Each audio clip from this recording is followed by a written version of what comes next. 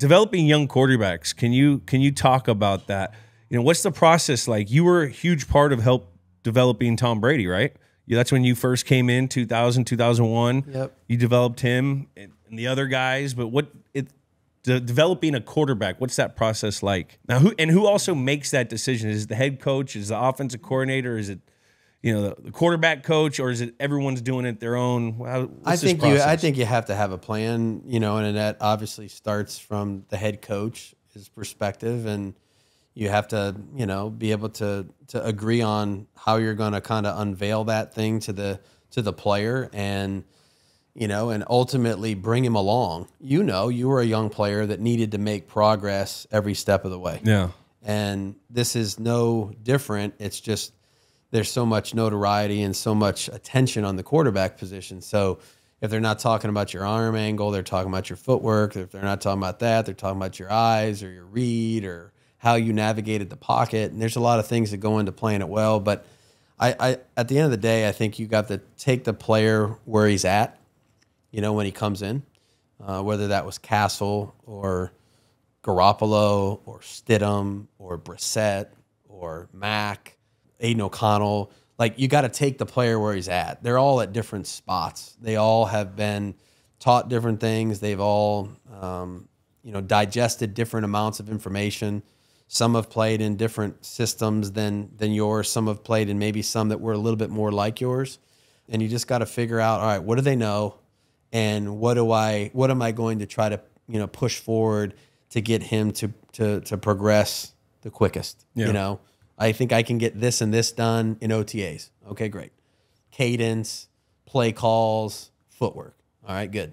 Then in training camp, you know, now I got to get him to see different coverages and understand defenses a little bit more. And protection. You know, protections, you know, and then, you know, move forward, you know, ball security, and then the red zone's a different animal, and third down and 2-minute offense. So there's a lot of things that go into it, but I think it's just having a really good feel for where's the player at. Yeah. You know, can't just keep throwing stuff at him. I always talk about it. They have a bucket. You guys all had a bucket, and yours was a big bucket at the end. Like, you could handle whatever we gave you. Well, when you take a young quarterback, it's more like a cup. You know, you got to put some stuff in his cup, and when it gets to the top, you got to stop.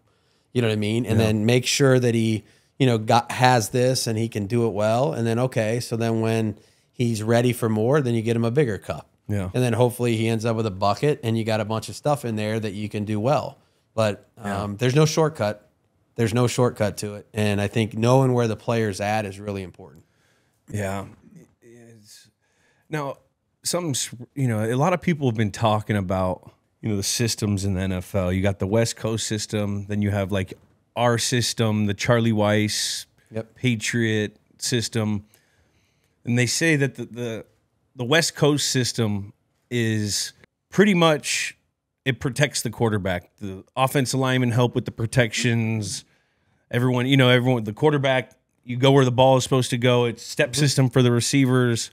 Is it harder to develop a quarterback in our system, because that's what people are trying to say, than it is in the West Coast system? I think it depends on the way you look at that.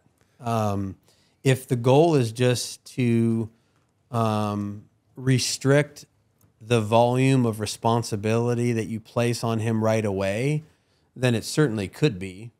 If at the end of the day your goal is to have him understand how to handle all the problems and take care of those things that come up in the big games in order for him to help you win them, then maybe it's worth it. Yeah. You know, that was always our mindset. Is basically what we're talking about here is who's going to do the stuff prior to the ball being snapped. Yeah. All the quarterbacks have to do the same thing once the ball's in their hand.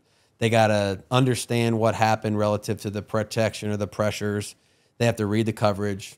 They have to identify a guy that they think is open and make accurate throws and protect the ball. Like, everybody does the same thing once the ball snapped. Really what we're talking about is pre-snap responsibility. Pre-snap responsibility. That's it. And so I always looked at it like a mountain. Like, at the beginning, we're at the bottom, we're trying to climb it. And at the beginning, when you start talking to them about making the calls and setting the protections and dealing with the run game and all those things that we, we taught our players how to do, it's harder because it's foreign. It's not that they don't understand it. It's just different. Yeah. And so at the beginning, they're at the bottom of the mountain. You look up and you're like, God damn, that's a tall mountain. Yeah. But I always felt like as we went through the first year, all right, you're getting up the mountain. You know it. I know it. We all know it. Yeah. And then once you get to the top of the mountain, now there's nothing left to climb because you understand it. You understand how to manipulate the protection, how to solve your issues with Blitz Zero and those kind of things, and just be able to do it at a high level. Yeah. Because I always thought like, okay, Tom. Everybody knows Tom's won a lot. Well, Tom did it that way. Peyton did a lot too. Peyton won a lot. He did it that way. I know that Pat's in some way, shape, or form able to handle some of those things as well. I just think having the quarterback never be responsible for any of that stuff, there's some downside to it. Other people might argue that that's not the case, but I would say that, there's pros and cons to both. I love the idea of having the quarterback able to understand it all. Yeah. I really do. I mean, I do too. That's the quarterback. That's why he gets paid all the goddamn money. Yeah. Fuck. $65 million nowadays. Yeah. Now, going back to, the buckets and the cups. Yeah. When you were developing Tim Tebow, did you know that in that cup were like 1,500 circumcisions? Like, was that part of that? Was that part of, was that in the scouting? No comment. I mean, did we know that he was circumcising? No comment. I mean, he can... Games with names. Yeah, baby. Games with names. One of our favorite topics on this podcast. All right. The question was, how big was Tim Tebow's cup? Was what we wanted to ask. Oh, yeah. No. It's a holy water grail. No.